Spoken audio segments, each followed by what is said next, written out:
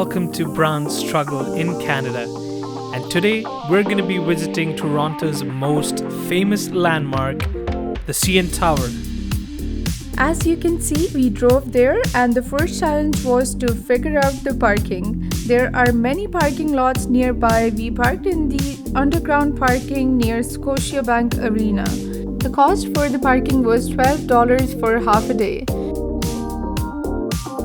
If you're taking the public transit, you can drop off at Union Station, which is right next to Scotiabank Arena, and then it's a short walk from here to the CN Tower. We visited on a very cold, windy day, but as you're walking towards the CN Tower, you can already get a glimpse of it in the beautiful glass buildings, and it's definitely a very, very impressive scene. As you approach closer to this massive structure, you realize it's much taller than you had originally anticipated. It's right beside the Ripley's Aquarium as well. If you would like to see one of our videos on that, it'll be coming very soon. We reserved the tickets in advance because these famous attractions sell out very fast.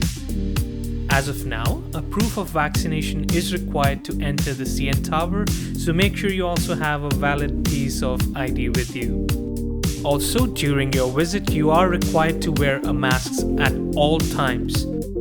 The first thing when you enter are the security checks, and it was good to see that they are very extensive at CN Tower. After the proof of vaccination and the security checks, we entered the base of CN Tower. Here at the base of CN Tower, you can find the guest services and also the location to book the 360 restaurant. You'll also be greeted with a graphic where you'll be able to see the different levels of CN Tower, and then your tickets would be scanned and you will be on your way to the top.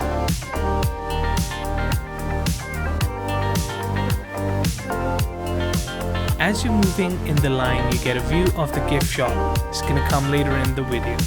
When we reached here, the line was a little longer than we expected, and it wasn't moving as fast because there were a few things that you're required to do on your way, like filling out the form for contact tracing. Also, the walls were filled with infographics to read about the history and infrastructure of CN Tower.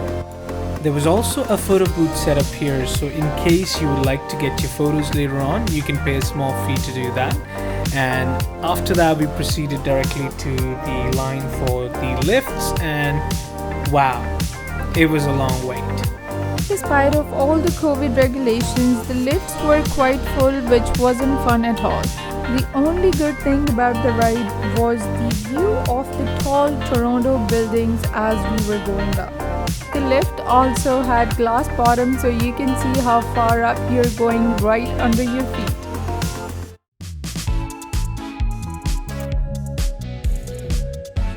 So after the lift, we finally reached to the top of the CN Tower. Now this is the observation deck, and the views from here, they're absolutely stunning.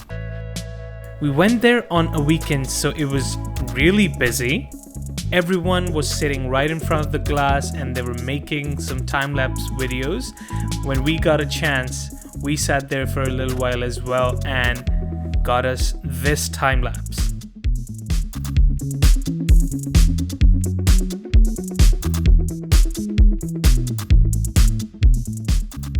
That day I brought my telephoto lens with me, so I was looking down on the bridges and you can clearly see the horrible Toronto traffic here. I was definitely not missing that sitting right there.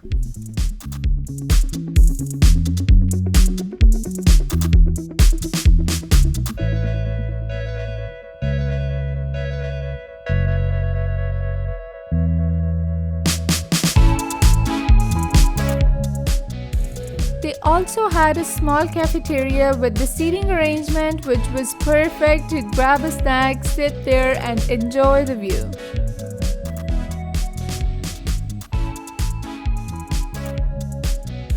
After completing the full walk of the observation deck, we decided to go to the glass floor below, which was only one floor down. Unfortunately, the glass floor was not completely open that day because of some ongoing work, but we were still able to walk on the glass floor and see all the way down to different floors below.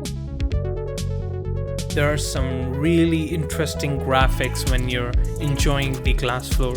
You'll be able to see exactly how much weight the glass floor can take. We also saw people jumping up and down on the glass floor. Even though I would not recommend doing that, well, it's good to know that it can take the weight.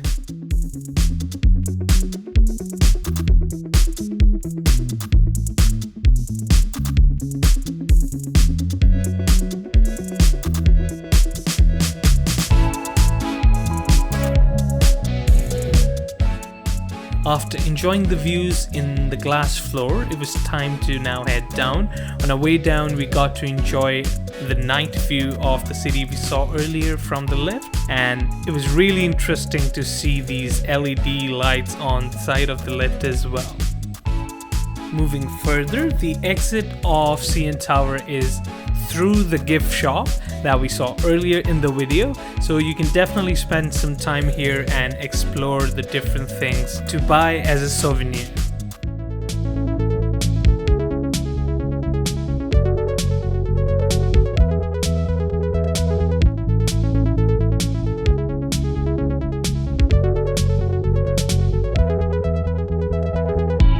The gift shop was actually quite big and they had a huge collection of different cool items. Right after the gift shop, you also find the booth. Here is where you can get your photos from earlier.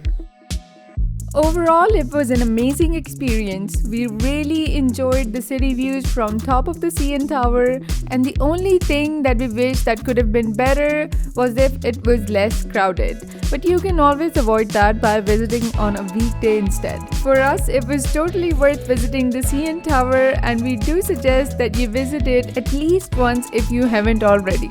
For those who don't want to pay just for the top views, I have a tip for you. You can make a reservation in the revolving restaurant on top of CN Tower, where you can enjoy the beautiful top views while having a fancy meal. And that was it for today's video. Thank you so much for watching, and if you haven't already, please subscribe to the channel. This is Brown Struggle in Canada, and see you in next video.